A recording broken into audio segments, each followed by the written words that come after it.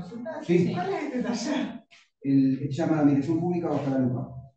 Sí, está bien. ¿Sí? Ahora tiene 3 presentaciones. Bueno, bienvenidos, gracias por acompañarnos.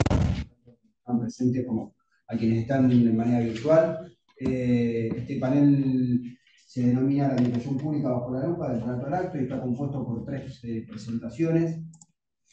La primera de ellas, titulada Populismo, la casta como herramienta de movilización política, análisis discursivo de Javier Milei, que está a cargo de, bueno, quienes habla, me presento como coordinador también del panel, Pedro Furnari, soy licenciado en Ciencia Política y Relaciones Internacionales de la Universidad Católica de La Plata, doctor en Comunicación de la Universidad Nacional de La Plata, y me acompaña Lucía Boeto Kornatowski, también licenciada en Ciencia Política y magíster en Comunicación Digital Interactiva, y además coautora del libro que vamos a presentar mañana. Mañana, así que también están todos invitados a la presentación del libro. Para ganar votos, para ganar se necesitan votos, ¿sabes dónde buscarlos? A las 16 horas. 16 horas.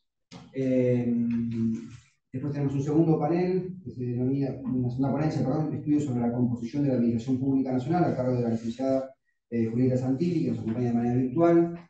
Julieta es licenciada en Ciencia Política y Relaciones Internacionales, también de la Universidad Católica de La Plata, candidata a magíster en Políticas Públicas y Desarrollo de Flaxo, y actualmente se desempeña como directora ejecutiva del Centro para la Gobernanza. Y finalmente una tercera ponencia titulada Necesidades funcionales del Poder Judicial bonaerense y el procedimiento de elección y designación de jueces, a cargo de Esteban Taglianetti, quien es abogado por la Universidad Nacional de La Plata y es consejero titular de la magistratura de la provincia de Buenos Aires.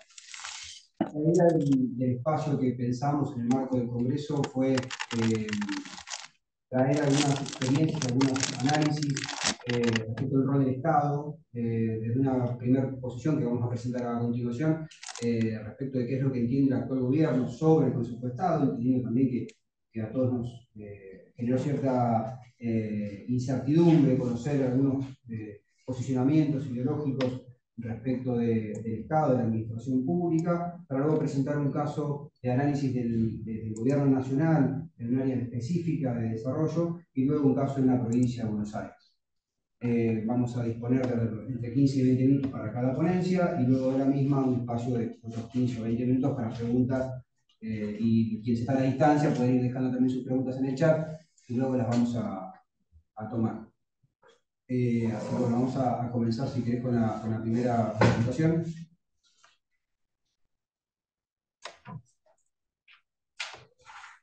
Bueno, ok. A ver, ¿Sajo? Sí, no te preocupes, yo lo paso. Bien.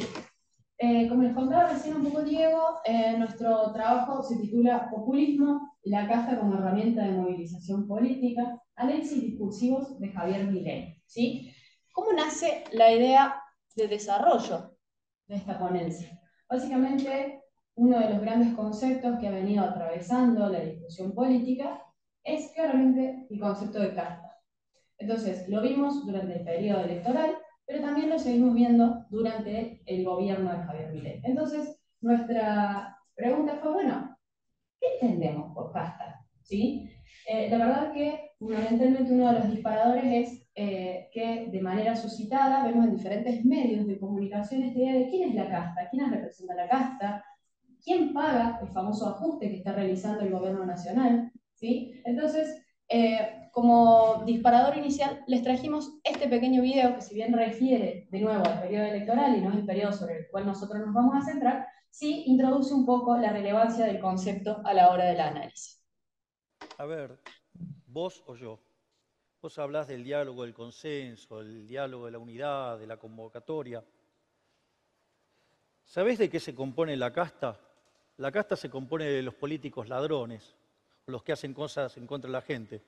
Los tenés todos con vos, son los kirchneristas. Otro componente de la casta, ¿sabés qué son? Los empresarios prebendarios. La gran mayoría de ellos son amigos tuyos o tenés negocios con ellos. No solo eso, sino que además, digamos, hablas de los sindicalistas. O sea, los sindicalistas que operan en contra de los beneficios y digamos, de la situación de los argentinos. Son con los que vos te reunís. Son los mismos que también le hicieron los 14 paros generales a Alfonsín.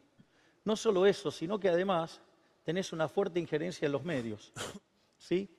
Con lo cual, todo ese sistema que hace de la casta empobrecedor y que arruina a los argentinos, cuando vos estás diciendo que te vas a sentar con ellos, te vas a sentar a negociar cómo repartirte la torta entre ellos a espalda de los argentinos de bien, que son a los que cada día le va peor desde que estás aplicando en Argentina el mismo sistema que decís vos, porque se aplica en Argentina desde hace 100 años. Fíjense acá, empieza a tratar de conceptualizar, digamos, qué entiende por casta de manera muy vaga, de manera muy laxa, nombra a los referentes kirchneristas, nombra a los empresarios, a los medios de comunicación. Ahora, es un concepto que, como vamos a ver a continuación, se repite con diferentes grados de intensidad a lo largo de los diferentes discursos públicos. Entonces, lo que nos propusimos es indagar cuál es el uso que se hace, si es que existe realmente una delimitación conceptual sobre quiénes sí, sobre quiénes no, y de cierta manera nos proponemos como objetivo general analizar la estrategia discursiva de Javier Milei en vista de identificar la aplicación de elementos propios de la retórica populista, entendiendo de que probablemente fuimos al campo a buscar si casta podría ser una de las herramientas operatorias del populismo que esté utilizando el propio Javier Milei. Y entonces, como objetivos específicos, detectamos alguno de estos, ¿sí? Detectar o identificar la aplicación de herramientas operatorias cruciales dentro de la dinámica populista. Digo, ¿cuáles son esas herramientas que está utilizando? Identificar continuidades y rupturas. ¿Cómo las usa? ¿Cada cuánto? ¿De qué manera? ¿La usa de forma homogénea? ¿No? Esclarecer el uso del concepto casta y su resignificación por parte del presidente. Y ofrecer una investigación al menos exploratoria en torno al marco discursivo de los primeros meses de gestión.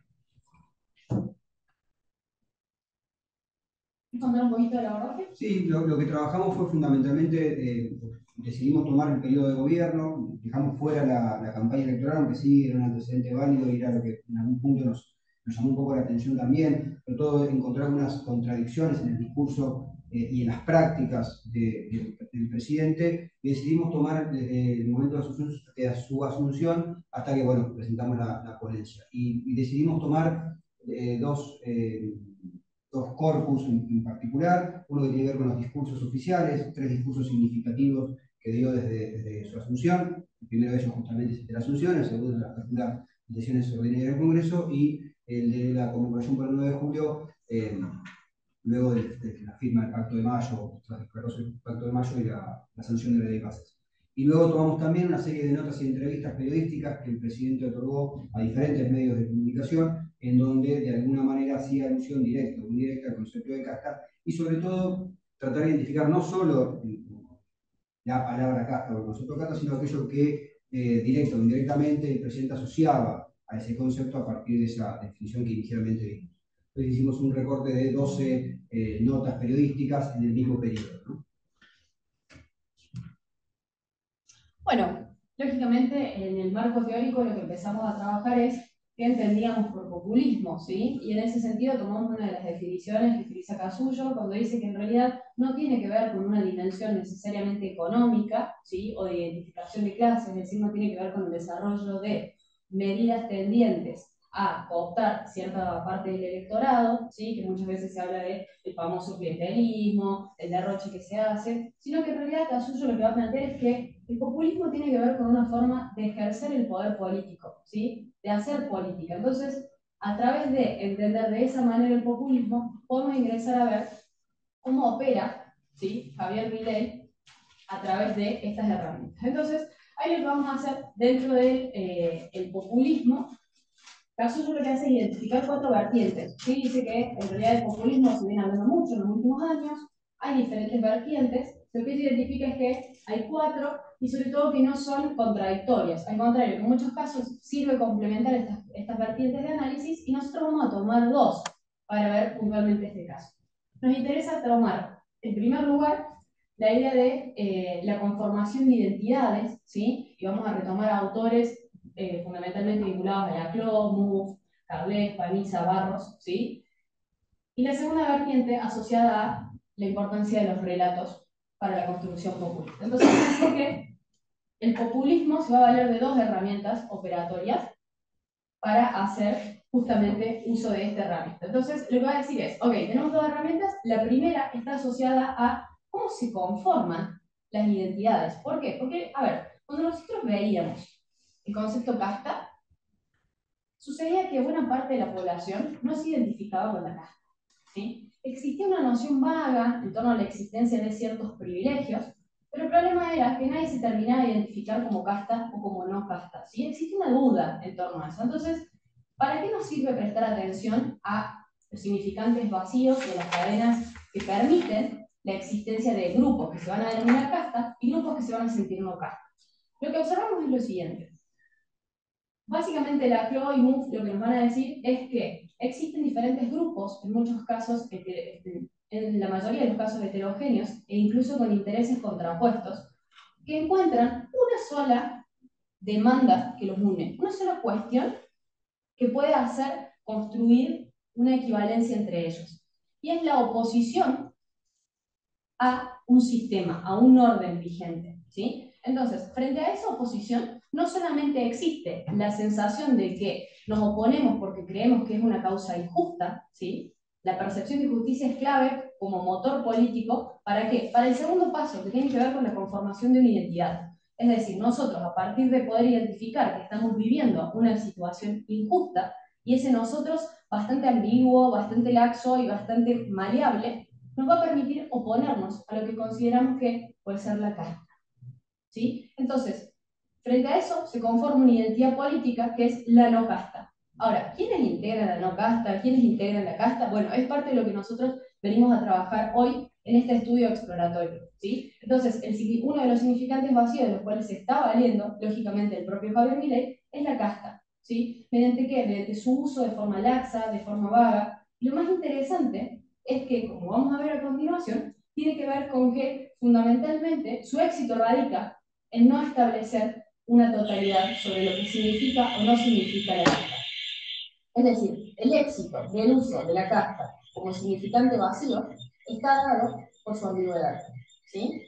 Entonces, esa es la primera herramienta operatoria que está utilizando Javier Milei. Y la segunda tiene que ver con los relatos, ¿sí? Con las narraciones que se establecen en torno a él. Acá, Casuso se va a sentir bastante más identificado y más interesado en esta segunda vertiente, y lo que va a trabajar es, lógicamente, cuáles son las características de estos relatos.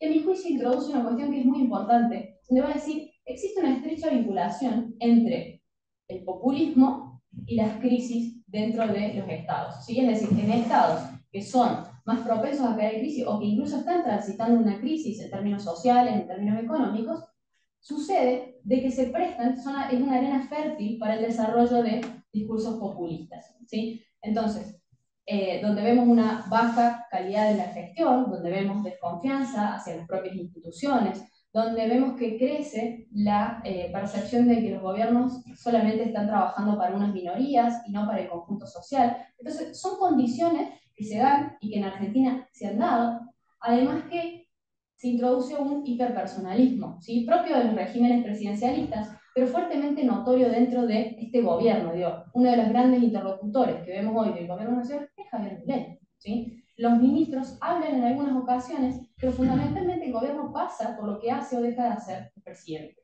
Y a eso se suma un liderazgo carismático y sumamente emocional con sus líderes, ¿sí? Entonces, dadas esas condiciones, decimos de que existe una arena que puede resultar fértil para este tipo de discursos, más allá de las características propias de los relatos, que tiene que ver con la construcción narrativa, con diferentes personajes, ¿sí? Diferentes protagonistas, antagonistas. Vamos a identificar, digamos, un ciclo narrativo que a su vez va a incorporar, y para nada menor, alusiones a la moralidad, ¿sí? Vamos a identificar de forma permanente personajes positivos o personajes buenos, ¿sí? Y personajes malos.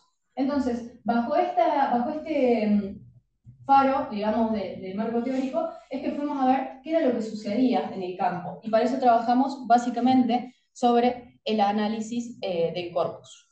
Sí, es interesante que esta construcción del significante vacío y la flexibilidad que Milei le da al concepto, no solo el concepto de casta, sino lo que significa eso para él, nos permite identificar procesos bastante ambiguos en términos narrativos, en donde esta contraposición del bien contra el mal, del amigo del enemigo, incluso va cambiando a lo largo de los discursos.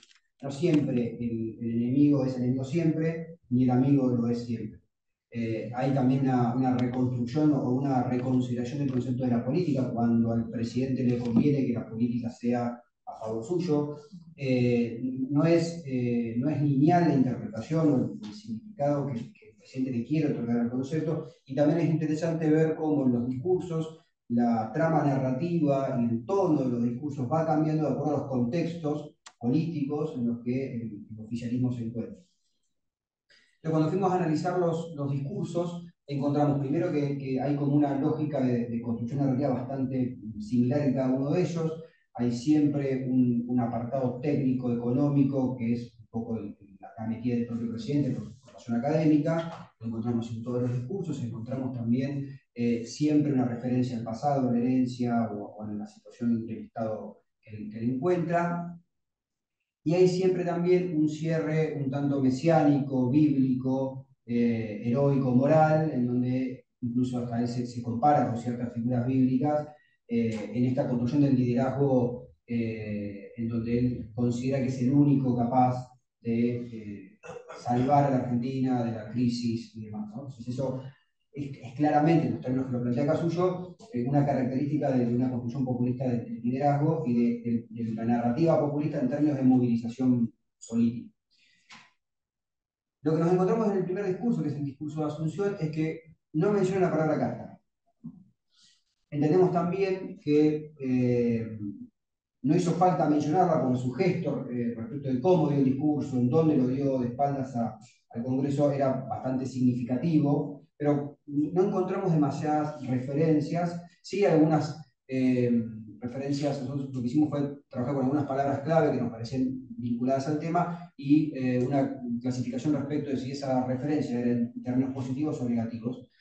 Y encontramos un discurso bastante equilibrado. Entendemos que por ser la Asunción también hubo ahí una decisión política estratégica de que no sea de esas características, pero sí encontramos algunas referencias negativas a la dirigencia política, a la clase política, la idea de argentinos de bien, en esta dicotomía entre los argentinos de bien y los argentinos que no son de bien, que él asocia luego a la casta, y la idea de clase política también con un tono bastante negativo. Pues, no, pero funcionó. ¿sí? Lo pasé. Okay. ¿Sí? Ya en el discurso del 1 de marzo, la apertura de sesiones, encontramos un discurso bastante más fuerte, producto fundamentalmente del fracaso de la aprobación de la ley base en las sesiones extraordinarias. Es un discurso que además tiene una cantidad de menciones bastante mayor, es el discurso de los tres que analizamos más fuerte, el más contundente en términos de presentación del concepto. Es un discurso confrontativo, en donde hay una definición bastante clara del concepto de casta, parecida a la que vimos en el video del inicio, ¿no? En donde él habla de un esquema consciente y planificado, ¿sí? Que es lo que él llama el modelo de la casta, habla de los privilegios, que van en contra de los argentinos de bien, el modelo económico del Estado presente, etcétera, etcétera. Vemos que hay 66 menciones, mucha mayor cantidad, sí hay menciones al concepto de casta, la gran mayoría de las menciones son en términos negativos, cuando habla de políticos o el político o la política, que es el concepto que más menciona, argentinos de bien, clase política, en este discurso empieza a personificar a la casta. Ahí sí, digamos, dispara munición gruesa, siendo bastante específico, por eso menciona organizaciones sociales, fundamentalmente habla de organizaciones de izquierda, medios de comunicación y periodistas, sindicatos y sindicalistas, empresarios, incorpora unos conceptos bastante más fuertes como intermediarios o gerentes de la pobreza y pleneros BID, establecimiento político y económico, ¿no? Entonces, no solamente retoma el concepto de casta en términos más ambiguos, sino que además le pone nombre y apellido. Perdón, sí. Me voy un poquito al anterior. Fíjense, me parece muy interesante de este textual. El anterior. Perdón. Fíjense cómo traza narrativa con esto. Dice, hay una relación íntima entre los privilegios de la política y el malestar del común de los argentinos. Es el modelo económico del Estado presente, empieza a antagonizar con este idea del Estado presente, el modelo económico que se rige bajo esa norma, un régimen de gasto público alto, déficit fiscal, deuda, emisión monetaria. ¿Sí? Entonces, de un lado, ¿sí? Del lado de los héroes, está quienes nos anteponemos a este Estado. ¿Qué es lo que hace? Gasta mucho, tiene déficit fiscal, tiene deuda, emite moneda. ¿Sí? El sistema de la casta se sirve ¿para qué? Para expropiar riqueza ¿de qué? De los argentinos de bien. La referencia moral acá. Entonces, ¿quiénes van a estar de este lado de la cadena equivalencial? Los argentinos de bien. ¿Sí? Esa es una de las cuestiones que permite encontrar una demanda común dentro del grupo que se entiende como no casta, como fuera de ese sistema de privilegios. ¿Sí? Y se lo da a quién, a sus clientes y amigos. O sea, la casta trabaja para clientes, para amigos, es un gobierno de minorías. ¿Sí? Entonces, es muy interesante cuando nosotros prestamos atención a estos elementos, incluso más. Fíjense que algo que decía Diego recién muy bien, era que básicamente, no sé si está en esta diapo o en esta, acá lo vi. Lo que hace es encomendar al populismo la responsabilidad por la pérdida del poder adquisitivo. Dato curioso, ¿sí? Para nada menor, porque entonces usamos sus herramientas, pero a continuación, ¿qué hacemos? Lo criticamos.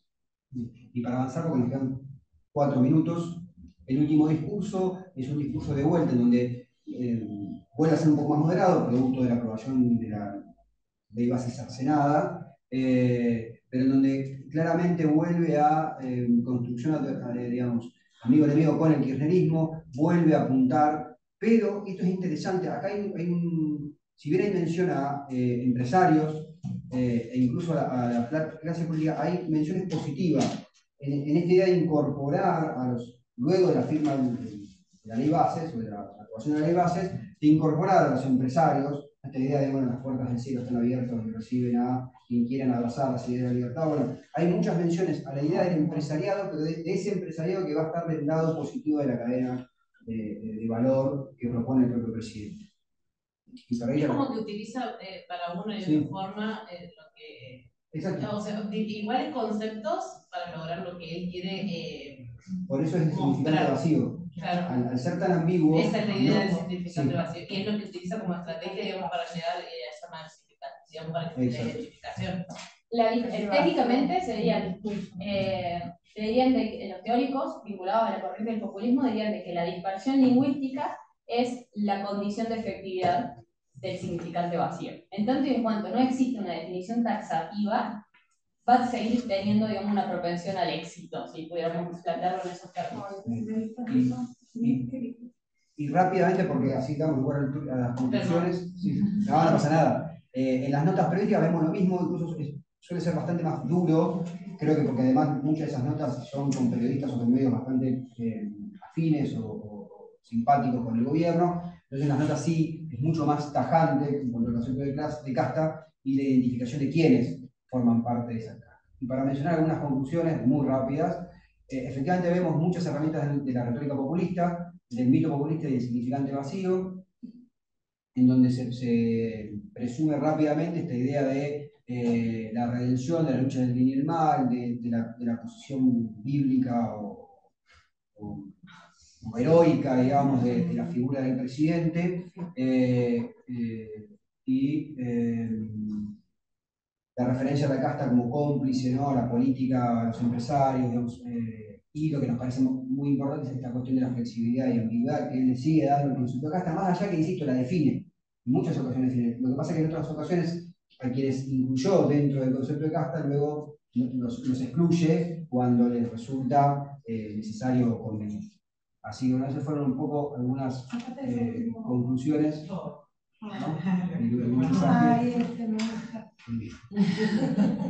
Un poco de... Bueno, es muy bueno.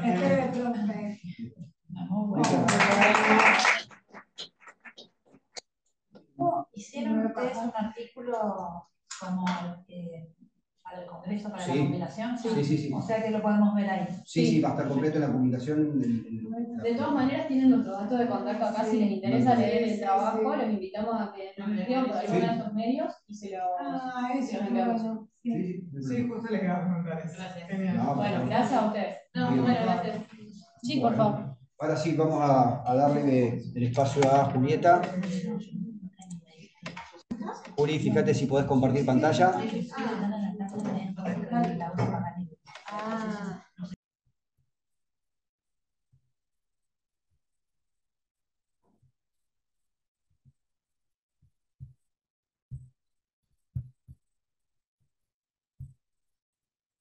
Ahora sí habla. Uri, ¿se escuchás? ¿Escuchar? Ahí está, dale, perfecto. Gracias, chicos. Perdón, nos vamos a la Bueno, mi nombre es Julieta Santilli, me sumo a los agradecimientos a los que están ahí, a los que se conectaron. Dentro de lo que es el panel, a mí me toca poner bajo la lupa lo que es la composición de la Administración Pública Nacional, tanto desde su estructura como desde la composición por género. Esto es un estudio descriptivo, exploratorio de los datos del estado de situación a mayo 2024. Es un estudio a base de los datos que están publicados en el portal del gobierno, en el mapa del estado. Y aprovecho la presentación porque desde que yo terminé la investigación hasta ahora se sucedieron ciertos cambios en la estructura gubernamental y aprovecho que lo que en el artículo no está reflejado, lo reflejo en este momento con la presentación. Específicamente los objetivos de la investigación. A ver, ahí está. Son, por un lado, evaluar la composición jerárquica de la Administración Pública Nacional en los niveles de alta dirección pública. Esto es, los ministerios, las secretarías y las subsecretarías, que son los datos que están publicados. A los efectos de analizar las vacancias que se producen en esos organismos y en qué organismos se producen más. Y por otro lado, evaluar la composición por género de la administración pública y determinar si esos nombramientos de mujeres en el Estado Nacional corresponden a los estereotipos de género, a esas tareas que estamos acostumbradas a que se asocien con lo femenino. Para la investigación yo parto de dos premisas que no son mías, sino que son el campo de estudio de la política, del Estado. Por un lado, que es la eficiencia y la credibilidad del Estado se pueden ver afectados, positiva o negativamente, por la reducción del Estado, por las vacancias que se generan en los organismos, por los mecanismos poco transparentes de designación de funcionarios. Por lo general, las designaciones políticas surgen de negociaciones político-partidarias o por cuestiones de confianza personal de los funcionarios que deciden designar a su equipo. Y también puede verse afectada el funcionamiento del Estado con una alta rotación en los cargos. Estos son las destituciones, las renuncias, las fusiones o la expansión de los ministerios. Y por otro lado, otra de las premisas de la investigación es que existe nuevamente cierto detrimento por la paridad de género cuando se conforman los gabinetes ejecutivos, que es un fenómeno no necesariamente novedoso, porque no es algo de este gobierno en particular, sino que en las sucesivas administraciones las mujeres solemos tener pocos lugares de decisión. Bueno, acá lo que analizo es la composición de los ministerios, de los gabinetes, al inicio de los mandatos en los últimos años. Esto es un análisis que se puede hacer a partir de la reforma de la Constitución Nacional en el 94. La reforma en términos de Poder Ejecutivo introduce dos novedades. Primero, la creación de la jefatura de gabinete y por otro lado, habilita la posibilidad de determinar la cantidad de ministerios por una ley del Congreso, la famosa ley de ministerios que se manda al Congreso al inicio de cada gestión. Porque antes la cantidad de ministerios estaba fija en 8. A partir de la reforma y hasta 2005-2006 no pasó la docena la cantidad de ministerios que tuvieron las administraciones. El salto se pega en la administración 2007-2011, en donde son 15. Luego la segunda gestión de Cristina Fernández de Kirchner sube de rango a cultura y se conforma un ministerio, por lo tanto termina con 16.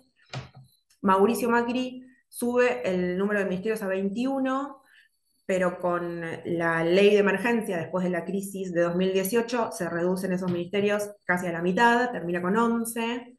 Por eso la cantidad de ministerios varía, no solamente al inicio de la gestión, sino también al final o en el medio. Y Alberto Fernández tiene una cantidad de 20 ministerios y el gobierno asumido recientemente vuelve a la cantidad histórica de 8 ministerios. Esto es una característica bastante particular del sistema presidencial argentino porque es una capacidad, es un poder unilateral del presidente el conformar el gabinete y decidir expandirlo o reducirlo, lo que puede reflejar estas decisiones son, primeramente, establecer qué áreas son prioritarias en la gestión de las políticas que quieren implementar los nuevos gobiernos.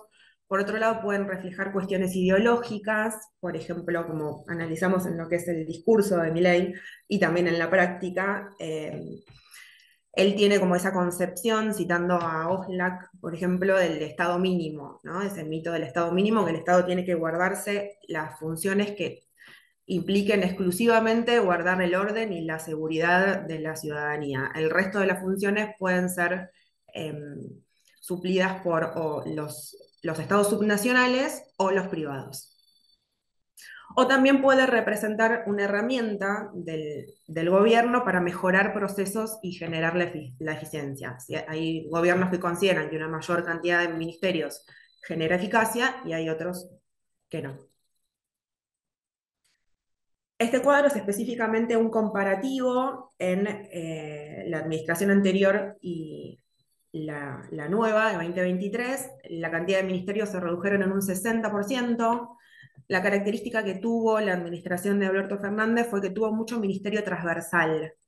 Esto es, por ejemplo, temas que atravesaban toda la gestión, como el Ministerio de Mujeres o el Ministerio de Ambiente, y eso quizás dificultó un poco la gestión cuando tenés un organismo que está verticalizado, transversalizar las políticas públicas y coordinar con otros ministerios para que esas políticas públicas sean efectivamente integrales, lleva su tiempo y es bastante complejo. En términos de secretarías, se redujeron en un 48%, en el número, en las 55 secretarías de Milei incluyen los organismos que antes eran ministerio, y 138 subsecretarías, lo que supone un 25% menos con respecto a la gestión anterior. Acá está la plaquita de actualización de lo que fue los cambios en la estructura. La jefatura de gabinete de ministros había absorbido el área de ciencia y tecnología y a partir de junio de 2024 absorbe el Ministerio del Interior. Es la primera vez en la historia argentina que el Interior no es un ministerio. Y a su vez ese Ministerio del Interior había absorbido Turismo y Ambiente. El Ministerio de Infraestructura en febrero es absorbido por Economía, pero anteriormente este ministerio había absorbido Transporte, Obras Públicas y Desarrollo Territorial. Esto es, Economía se transforma en un superministerio que además de las carteras específicamente económicas tiene todas estas áreas importantes para la gestión. Y el otro superministerio es Capital Humano, que absorbe las áreas de educación, cultura, trabajo, desarrollo social y mujeres. Y tenemos el nuevo Ministerio de Desregulación y Transformación del Estado, por lo cual seguimos teniendo 8 ministerios en el Gabinete Nacional. Este gráfico en particular analiza los cargos presentes en los organismos y las vacantes. En el cuadro anterior habíamos visto 8 ministerios, 55 subsecretarías, 138 subsecretarías y hay 74 organismos descentralizados. Acá se suma la Presidencia de la Nación y sus secretarías de presidencia, que son 4. Todo este universo de organismos lleva a tener 643 cargos para designar, de los cuales solamente 376 están designados oficialmente. Esto es, el 58,5% de los cargos están oficialmente ocupados. Las vacancias, como se ve en el gráfico, no se dan tanto a nivel ministerial. Lo que sí sucede a nivel ministerial es lo que nombraba al principio, la alta rotación de funcionarios, donde todavía las áreas no se terminan de conformar y quizás ya hay una renuncia o hay una destitución. En donde sí se ven muchas vacancias son en los organismos descentralizados. Los organismos descentralizados son organismos que dependen, en cierta forma, de los ministerios, que se crean por ley, pero tienen cierto margen de maniobra porque tienen patrimonio y presupuesto propio. Estos organismos descentralizados, en donde más se observan, son en lo que son las áreas que más ministerios absorbieron en un principio: economía, capital humano y jefatura de gabinete. Cuando observé los datos de cómo se generan las vacantes en los organismos descentralizados, vi que están designadas quizás las cabezas de esos organismos, es decir, los funcionarios de mayor jerarquía, pero de ahí para abajo su estructura está vacía. Y esto puede responder a dos cuestiones. Puede ser que se les quiera dotar de la mínima capacidad de gestión posible para que puedan llevar adelante sus tareas, porque no se los considera especialmente prioritarios para la gestión del Estado, o también puede responder a la necesidad de disolverlos, ¿no? La intención del gobierno de disolver estos organismos. Bueno, ahora por la segunda parte del análisis de los datos, que es la cuestión del género. Yo considero que es una cuestión decisiva porque, por un lado, tener en cuenta el género, incorporar la paridad de género, significa incorporar el acceso a la representación de, en el caso argentino, más de la mitad de la población total. Además de contribuir a lo que es la calidad democrática y transformar sobre todo esos patrones de género que están presentes en la sociedad. Y por otro lado, también incorpora intereses de las mujeres en el diseño y la implementación de las políticas públicas. Argentina es un país pionero en cuanto a lo que es la participación de las mujeres en el ámbito legislativo, en el ámbito electivo, tanto de la ley de cupo como la ley de paridad de género, en órganos deliberativos. Fue el primer país de la región en sancionar ese tipo de leyes. Pero esas conquistas no se trasladaron al Poder Ejecutivo. Cuando se toman las decisiones, estas decisiones discrecionales sobre la designación de los cargos, y esas decisiones se toman entre varones, por lo general las mujeres tenemos poco lugar. Estamos ausentes de lo que es la gestión pública, y además si se designan mujeres, se suelen ver en cargos de jerarquía menores. Como se ve en este gráfico, en la administración centralizada, la participación por género es de solamente el 21,4%. Acá hay un análisis por jurisdicción, es un cuadro que está actualizado el día de hoy con el nuevo Ministerio de Desregulación y Jefatura de Gabinete, ya incorporado el Viceministerio del Interior, Vicejefatura de Interior, es ahora. Bueno, los que más paridad o más cantidad de mujeres tienen en su organigrama son la Jefatura de Gabinete, Capital Humano, Salud, es un número chiquitito, pero da más o menos por arriba del promedio, que es 20. Hay varias maneras de analizar la cuestión del género en las designaciones. Por un lado, se estudia que quizás cuando la cabeza del organismo es una mujer, tiende a rodearse en su gabinete de mujeres. Y por otro lado, lo que nombré al principio, que es el estereotipo de género en las áreas que son típicamente feminizadas en el Estado, suelen ser ocupadas por mujeres. Ninguno de los dos fenómenos se da en este caso. Si observamos Capital Humano, que es el que más cerca de la paridad se encuentra, si bien su cabeza es una mujer, todos los secretarios del ministerio son varones. Y eso es curioso porque es el área que más tareas feminizadas absorbió. Digamos. Recordemos que tiene educación, tiene cultura, tiene desarrollo social, sin embargo todos esos secretarios son varones. Y por otro lado, un área que no está feminizada, como es seguridad, que tiene una ministra mujer, de ella para abajo son todos varones los que están designados. Entonces, los organismos que menos tienen mujeres son economía, seguridad, justicia y defensa, que directamente no tiene ninguno. Esto es lo que les mencionaba anteriormente: a medida que aumenta la jerarquía, disminuye la proporción de mujeres. La proporción de mujeres mayoritariamente se ve a nivel subsecretaría, que es un 26, pero a nivel secretario solamente es un 7%. Y bueno, voy a terminar con una serie de reflexiones. Si bien, como mencioné a lo largo de la presentación, el mayor número de vacancias se observan en organismos descentralizados, la rotación de funcionarios y la ausencia de una selección temprana de lo que son los funcionarios que van a efectivamente llevar a cabo las políticas públicas, dificulta a los gobiernos, sobre todo en lo que es la comunicación de sus líneas de trabajo, de sus prioridades políticas. El fenómeno que se da en Argentina es que cuando un gobierno asume, y sobre todo si es de un signo ideológico distinto del anterior, tiende a descartar todo lo que hizo el gobierno anterior, lo bueno y lo malo. Y si a eso le sumamos que en su estructura tardan en definirse, hace 9, 10 meses que asumió el nuevo gobierno y todavía no están las estructuras completas, eso dificulta mucho la implementación de las políticas públicas.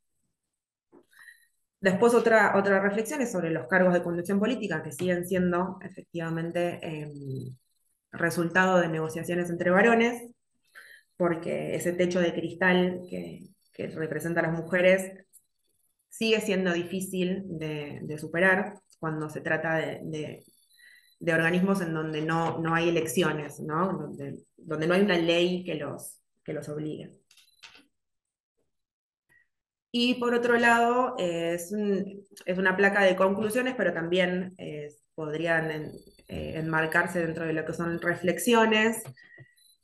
Nosotros los que nos dedicamos a la política, los que estudiamos la política, sabemos que el Estado argentino en todos sus niveles es un Estado tosco, es un Estado pesado, pero también es un instrumento que tiene el poder político para poner al servicio de la ciudadanía. Entonces, no porque sea pesado hay que eliminarlo, hay que destruirlo. Y tampoco creo que la manera sea reducirlo, sino de modificarlo. La forma de hacer esta modificación puede ser mediante la redefinición de estos procesos que garantizan el funcionamiento del Estado, definir su estructura al inicio, definir claramente los objetivos, la transparencia, mecanismos de designación de funcionarios transparentes.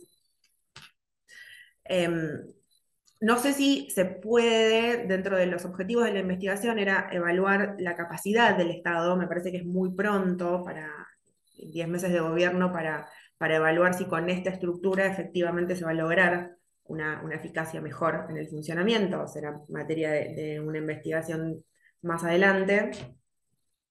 Pero sí creo que es importante pensar en mecanismos de asegurar la continuidad de las líneas de trabajo, independientemente del cambio de gobierno. Y por otro lado, con respecto a los temas de género, es importante promover en la agenda política el debate sobre la necesidad de institucionalizar el acceso a la representación de las mujeres cuando se trata de gabinetes ejecutivos. Sobre todo para generar estas oportunidades más equitativas, tanto para varones como para mujeres. Bueno, acá terminamos. Gracias.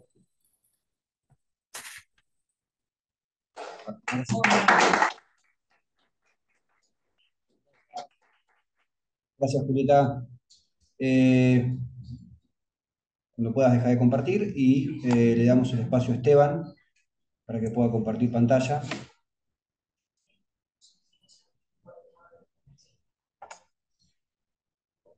Sí, Julieta también. Todos. Juli, ¿podés dejar de compartir pantalla?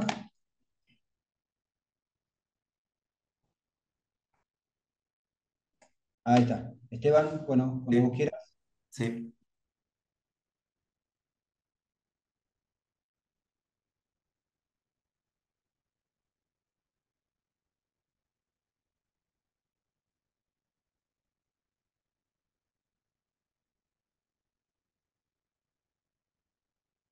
Bueno, buenos días. En primer lugar, muchísimas gracias eh, por la invitación del Congreso Nacional, a las autoridades, a mis compañeros de panel y al público presente. Como hizo referencia Diego al inicio, mi tópico trata sobre las necesidades funcionales del Poder Judicial de la Provincia de Buenos Aires y el procedimiento de selección y designación de los jueces y las tensiones que se generan entre lo que es el respeto a un procedimiento constitucional, aspecto previsto a partir de la reforma del año 94, con las necesidades que tiene el Poder Judicial de que cada uno de sus juzgados y tribunales se encuentre a cargo de un funcionario denominado juez o jueza para poder cumplir con su finalidad. ¿Sí? Entonces, la ponencia tiene entonces por objeto exponer la tensión entre este procedimiento previsto en el artículo 175 y su normativa complementaria y las necesidades funcionales del Poder Judicial en la actualidad. Dentro de las distintas aristas que el tema plantea, ponemos nuestra atención en uno de ellos, que es el tiempo que demora la selección, designación y efectiva posesión en el cargo de un magistrado provincial. ¿Sí? Y vamos a ver si puedo pasar ahí. ¿Estamos? Bien. El mecanismo de designación y selección de los jueces reviste importancia en las distintas sociedades democráticas por diversas razones, entre otras por la estrecha vinculación entre este y la independencia e imparcialidad que deben tener los jueces. De allí además el creciente interés público por saber quiénes y cómo son designados los magistrados llamados a resolver los conflictos en la sociedad. Existe una conexión entre la transparencia del concurso público para la selección de los jueces y juezas y la independencia e imparcialidad que estos van a tener. La correcta selección y designación sin influencias externas favorece la independencia judicial. Esto lo ha marcado la jurisprudencia al hacer referencia a la importancia de los méritos profesionales, académicos, éticos y como criterios de independencia personal de los jueces para sus propios efectos positivos y también cómo impacta esta situación en el Poder Judicial. Por otro lado, la selección de las personas más idóneas para desempeñarse como magistrados se vinculan con la calidad del servicio que va a prestar el Poder Judicial, es decir, con el nivel técnico que tendrán las actuaciones administrativas y jurisdiccionales de los órganos judiciales. Correlativamente, las decisiones con alto nivel técnico, debidamente fundadas en derecho y accesibles al entendimiento general, lo que hoy se denomina lenguaje claro, también permiten fortalecer la confianza de la ciudadanía en el Poder Judicial. Otra arista que nos parece pertinente mencionar es la creciente necesidad de contar con un Poder Judicial que en su interior albergue de forma paritaria y plural a los distintos géneros. Lo vimos en la excelente exposición de Julieta haciendo referencia a esta cuestión que también la vemos reflejada en el Poder Judicial, las clases sociales, las etnias, entre otros, para lograr una verdadera inclusión y que en su composición también se refleje la diversidad cultural existente en la sociedad en la que nuestros magistrados y magistradas van a actuar.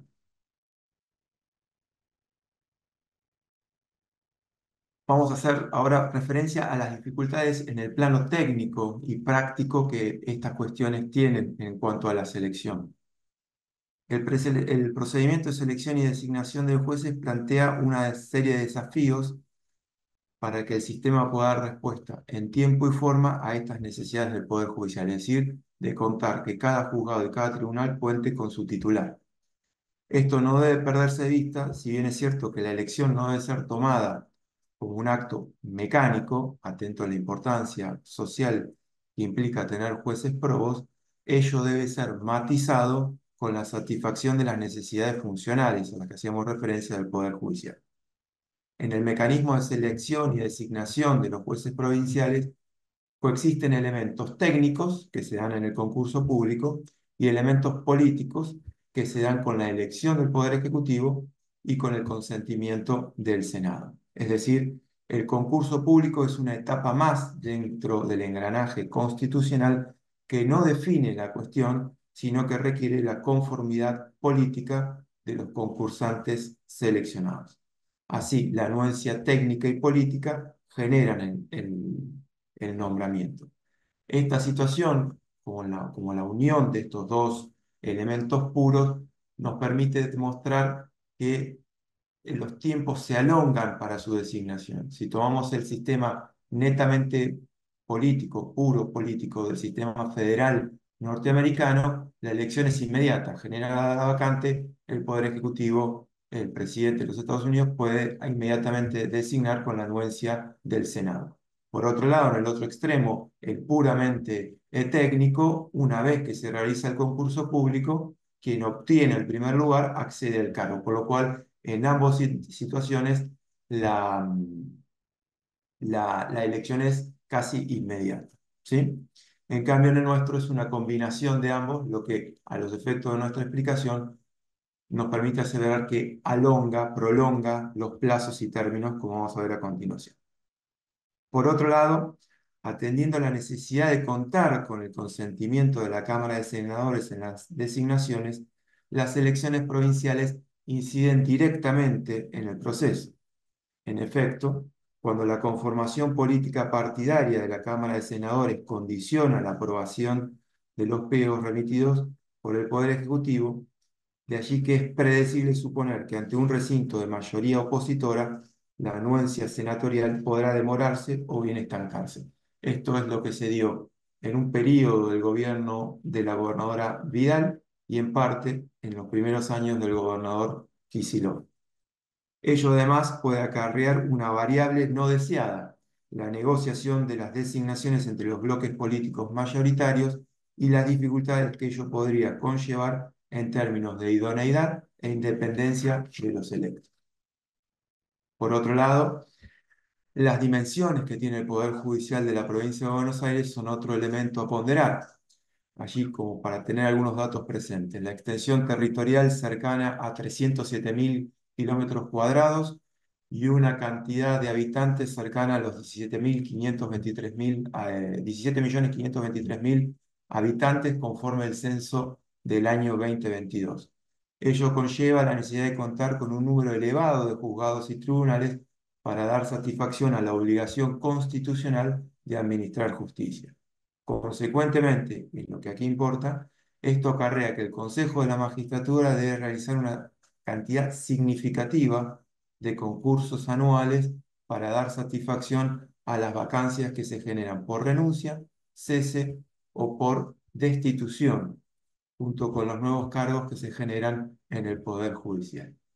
Y hago una aclaración en este punto. Mi locución es referida a la Administración de Justicia.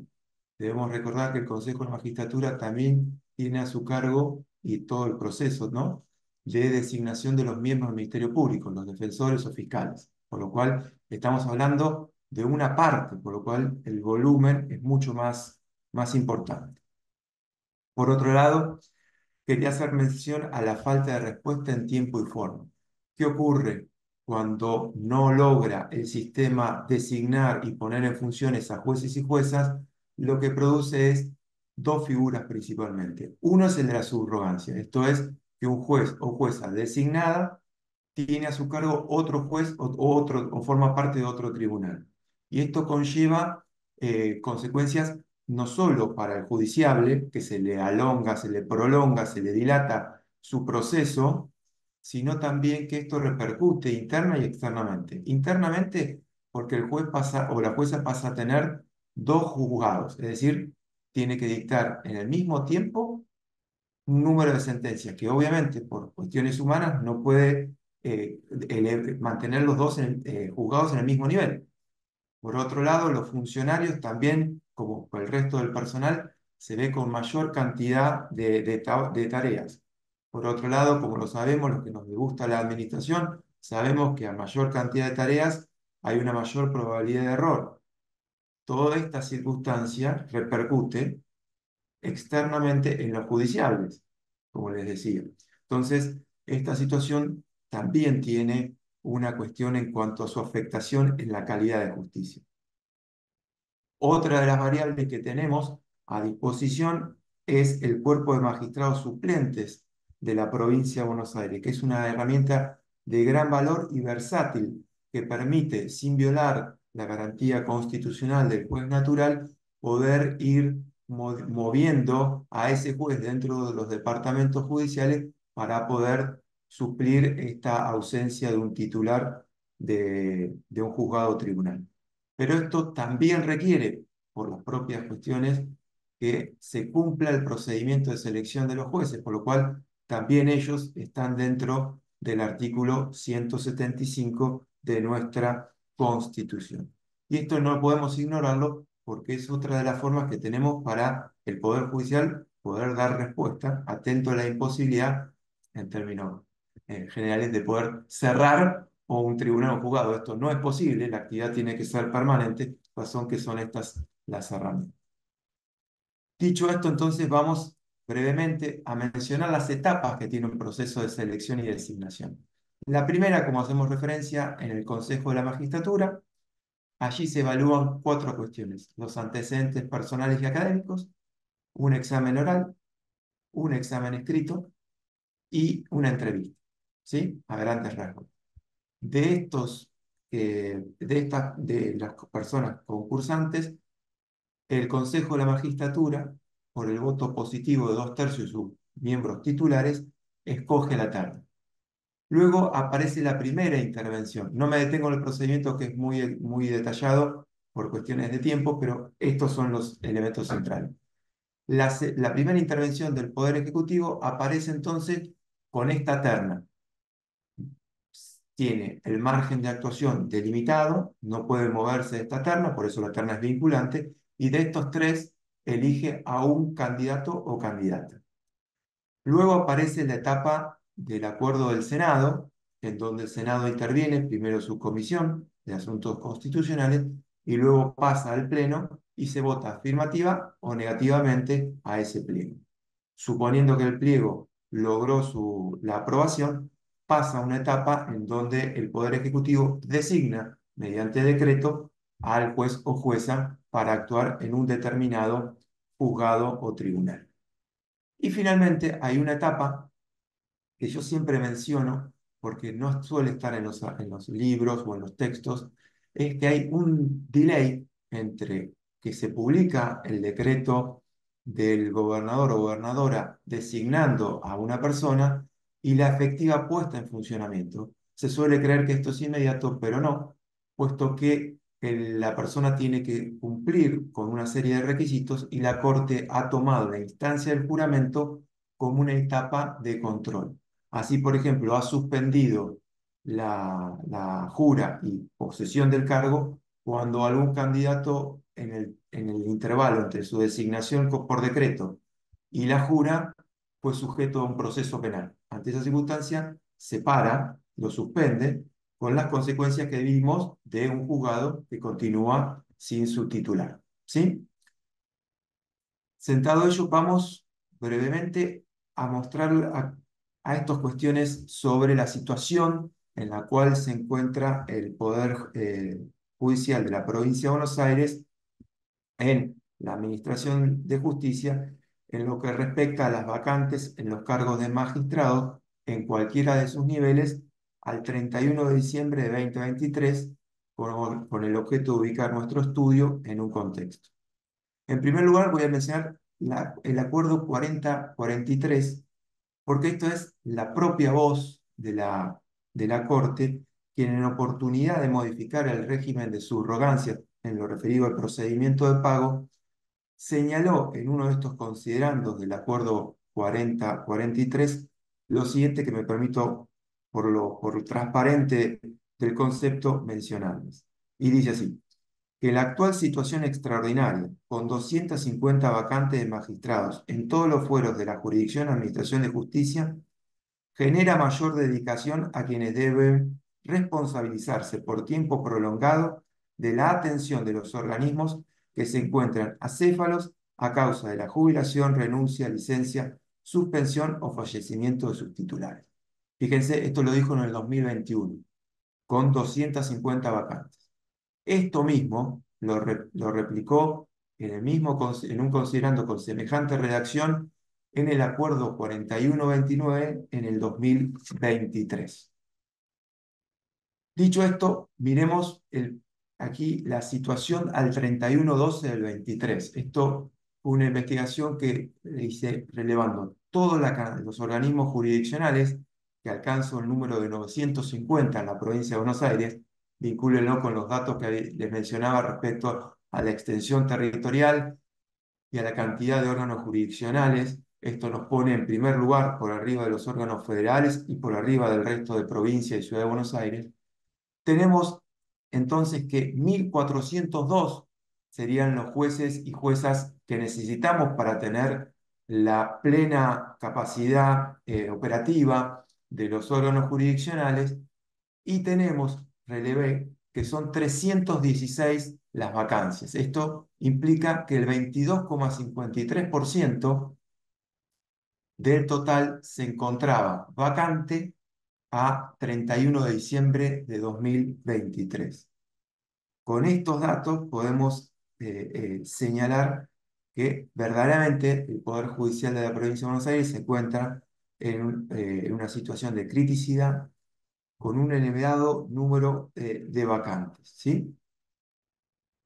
A esta situación le debemos agregar otra que no aparece reflejada en las vacancias, pero que en términos operativos se asemeja, que es cuando un juez, por ejemplo, tiene una licencia por enfermedad prolongada, que incluso puede dar lugar a un cese por incapacidad, ¿sí?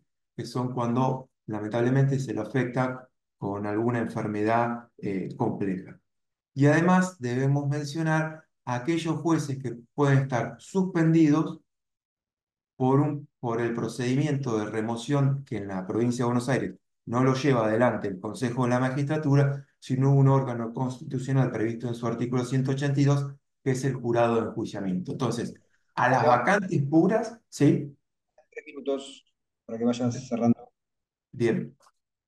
Entonces, esto, una situación verdaderamente de criticidad en el Poder Judicial, y me gustaría, ya voy cerrando, Diego,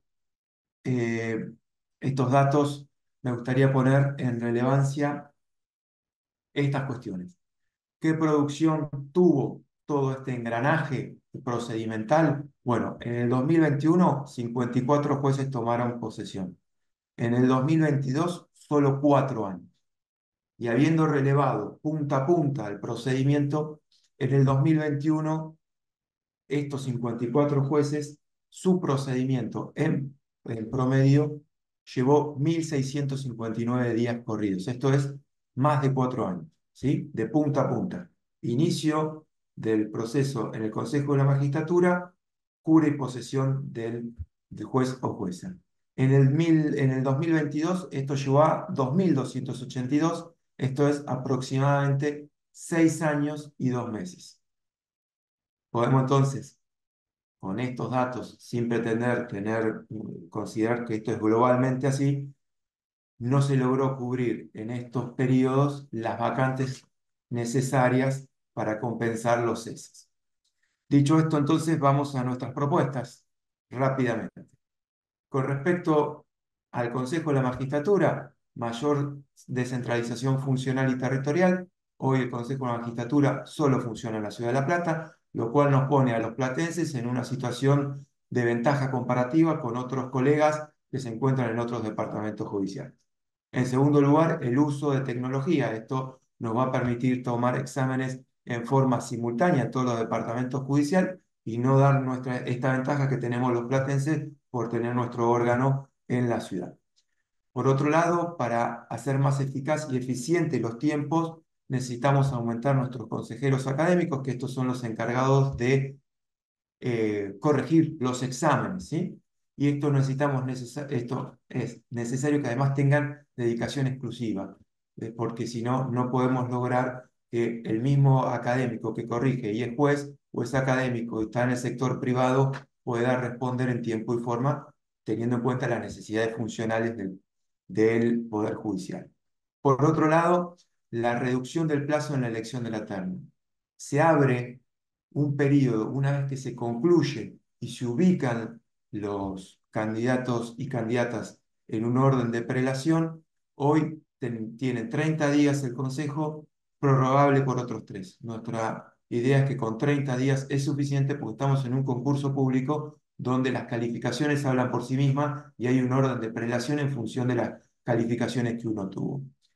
Obviamente que la ordenación sea en función de esa calificación. Hoy el reglamento permite en las vacancias únicas que el Consejo de la Magistratura pueda elegir su terna, o decir, sus 3 personas, dentro de los primeros 12, por lo cual no necesariamente se ganan la terna quienes obtienen los 3 primeros lugares. Esto es un dato para tener a consideración.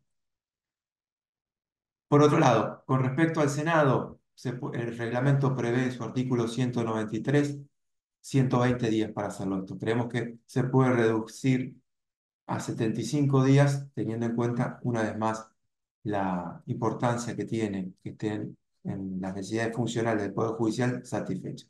Además, para fortalecer el procedimiento, las entrevistas que se tienen en la comisión hoy son en sesión privada y no hay videofilmación.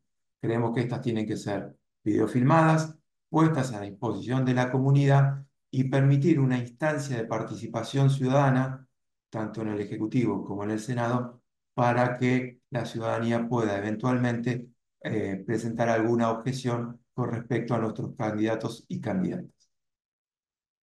Ya termino, digo, brevemente. Poder Ejecutivo. Para poder hacerlo, limitaciones propias, autolimitaciones. Atento que no está en el texto constitucional, que el Poder Ejecutivo dicte un decreto autónomo por el cual se autolimite.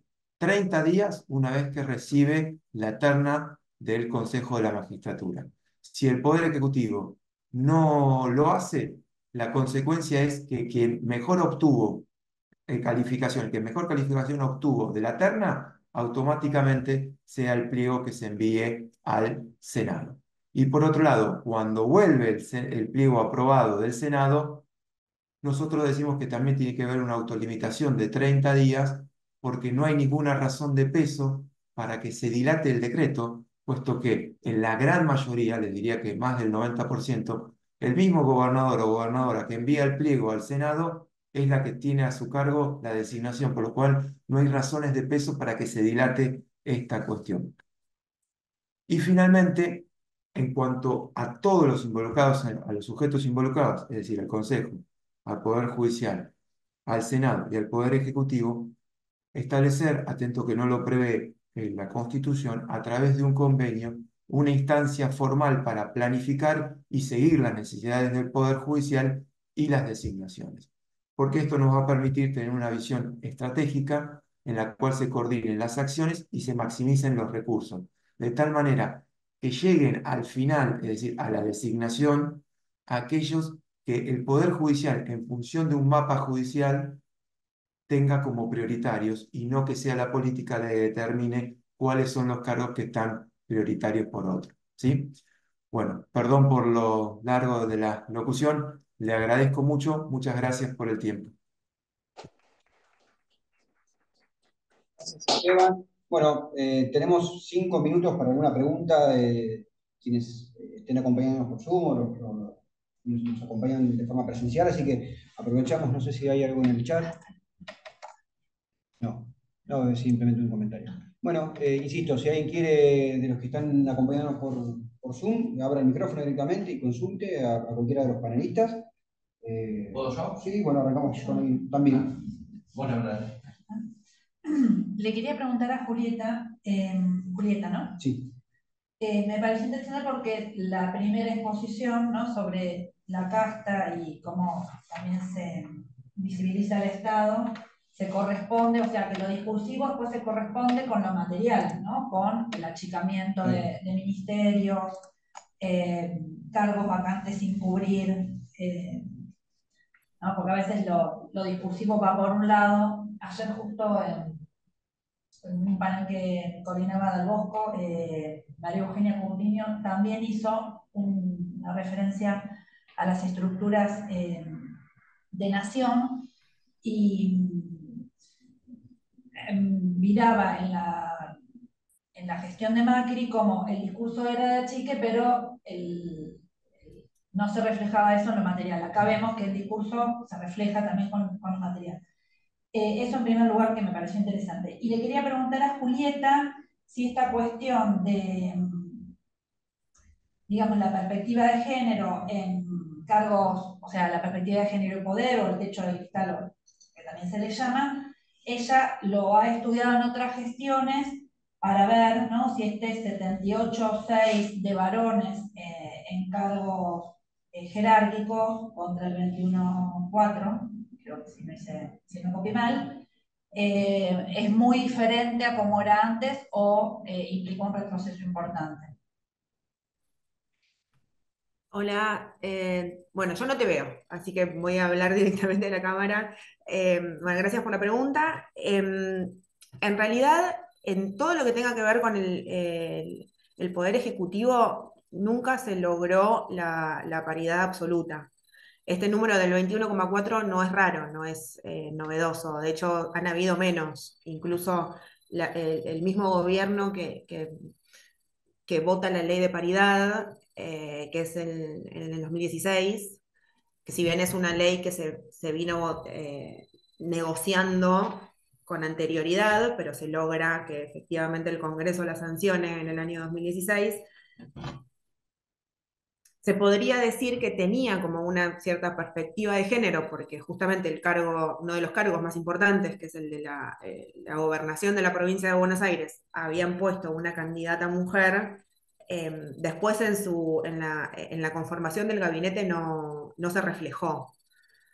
Tampoco se reflejó en el gobierno de la presidenta Cristina Fernández de Kirchner. No solemos tener más del 25% de representación en los cargos ejecutivos.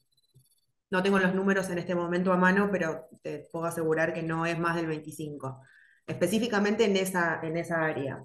Tampoco es el 50% en el legislativo, pero es otra investigación que también hice en otro momento, en el Congreso del año 2022, presenté la paridad en el legislativo y por qué no se logra, a pesar de la ley. Así que sí, las mujeres tenemos un camino bastante arduo al momento de acceder a ámbitos representativos. Bien, gracias, Julieta. No, de nada. Yo tengo una a Diego, especialmente a Diego. Durante el gobierno del macrismo también hubo alguna construcción de significantes vacíos respecto del vecino u otros, algunos nombres propios de personas sin apellido que hacían construir un discurso de cercanía. ¿Sí? Ahora, ¿cómo se puede construir este idea de argentino de bien que no tiene ningún contenido, ningún concreto? ¿Cómo puede hacer cómo creen ustedes que se puede continuar durante mucho tiempo construyendo un significante vacío, como del otro lado, contrario al de casta, como esta idea de argentinos de bien, sin ningún caso concreto, porque no lo veo en Milei ni en ninguno del gobierno actual que estén hablando a Juan, a Pedro, a Antonio, como esas salidas que hacía el macrismo con el timbreo o con algún acercamiento de, no sé, Vidal ahora está junto con en casos concretos de personas concretas. ¿Cómo creen que se puede continuar esta idea de argentino de bien sin ningún caso concreto? Es que me parece un poco lo dijo Lugo al principio, el éxito del significante vacío es justamente no adjudicarle ninguna representación en particular, porque vos eso te hace que puedan confrontar con ese concepto. Me parece que la idea tanto del concepto de casta, porque de hecho incluso la oposición ha querido resignificar el concepto de casta, en esta idea de la casta al final, y termina siendo casta, vos sos la casta, el gobierno la casta, y no le termina de servir. No hay una apropiación de ese concepto. Me da la sensación que no le conviene personificarlo. Son estrategias narrativas distintas respecto de Cambiemos. Correcto, pero eso puede durar mucho tiempo en la construcción de una imagen del argentino de bien. Sí, yo creo que luego vos obviamente sentiste participar, pero me parece que sí. Me parece que si él sostiene, si es coherente con esa narrativa en el tiempo, podrá, y dependerá también de las acciones y decisiones que tome, citando a Mario Rior, en el intento de construcción del mito de gobierno, esa narrativa, si es coherente, la puede sostener mientras sea gobierno. No me parece que tenga complicaciones para eso. Me parece que está bueno, digamos, porque la relación definitiva que plantea es, bueno, ¿cuánto de esto, cuánto de lo discursivo se vincula efectivamente a lo que sucede en los hechos? ¿Cuánto es posible sostener la narrativa en tanto y cuánto se empieza a despegar de las acciones de gestión? A ver, hay una realidad que es, no existe, o al menos voy a hablar de mi parte, yo no he visto, no he visto estudios vinculados a hasta qué punto se puede, o pasado qué punto de esa relación entre lo fáctico y lo discursivo, eso empieza a perder coherencia o pregnancia del término. Es decir, hasta qué punto, si Javier Milei lo logra sostener en lo discursivo, pero no logra respaldarlo con hechos, eso va a seguir teniendo vigencia. Entonces, la verdad es que yo no lo he visto. Sí creo que es un punto a prestar atención, especialmente desde la academia, pero también desde la consultoría, que por ahí tiene que ver bastante con mi ámbito. Y bueno, será cuestión de evaluar qué es lo que está pasando. Digo, a ver, también se jacta mucho de tener un Estado distinto o un Estado que en teoría se está volviendo más eficiente. Ahora, si nosotros, por ejemplo, evaluamos el último discurso, que dicho sea de paso, habíamos preparado una especie de bonus track que después no lo podemos conversar, pero también analizamos a la luz de variables similares lo que fue el último discurso de presentación del presupuesto. Y ahí lo que vemos es de que él se jacta básicamente de trabajar para tener un Estado sin déficit, pero en realidad si nosotros observamos en la práctica cuáles, por ejemplo, han sido realmente los impuestos que ha reducido, solamente vemos uno, que es el impuesto país. Y se cayó. Y encima, claro, se cayó, encima de una reducción parcial, entonces digo, hasta tanto nosotros veamos que de hecho se observa en el índice de aceptación del gobierno en el último mes, ha visto una merma. Difícil es asignarle la reducción en la confianza hacia el gobierno solamente a la congruencia entre los hechos y lo discursivo. Digo, es una cuestión de múltiples variables. La verdad es que no lo sé. La respuesta es hasta cuándo va a durar esto y hasta cuándo va a ser efectivo un significante vacío. En tanto y en cuanto no acompañe la gestión, no lo sabremos. Es como, a ver, digamos, a chequear. Sí. Perdón, Julia, habías levantado la mano. ¿Querías aportar algo? Está muteada. Pensé que había apretado bien. Le quería hacer una pregunta a Esteban sobre un temita que quedó medio cortado, capaz la explicación, o yo quizás me perdí. Cuando nombrabas no las vacancias puras por falta de jueces, sino cuando hay alguna enfermedad o el enjuiciamiento o alguna situación de destitución del juez en cuestión. ¿El mecanismo después es el mismo para reemplazarlo? ¿Se espera que la licencia termine, se nombra un subrogante por ese tiempo, queda vacante hasta que el juez se mejore? ¿Cómo se maneja eso? Gracias, Julieta. Sí, efectivamente, cuando un juez tiene una licencia por enfermedad prolongada o cuando un juez, el jurado de enjuiciamiento, lo suspende hasta que dicta sentencia absolutoria, condenatoria, lo cual implica la subdestitución, durante ese plazo se utiliza la subrogancia o algún juez magistrado suplente para poder cubrir al titular que está con este impedimento objetivo de ejercer su función. Por lo cual, a las vacancias se le agregan estas, entonces es un número que también impacta en una cantidad tan elevada de vacantes. Sí. Muchas gracias. Nos quedamos sin tiempo, así que agradecerles a quienes nos acompañaron por Zoom, a quienes nos acompañaron de forma presencial. Los invitamos a seguir participando del Congreso. Si les interesaron las ponencias, van a estar publicadas seguramente por parte del Congreso más adelante. Y bueno, les agradecemos a todos y a todas por haber participado y sobre todo a los expositores. Así que muchas gracias. Gracias.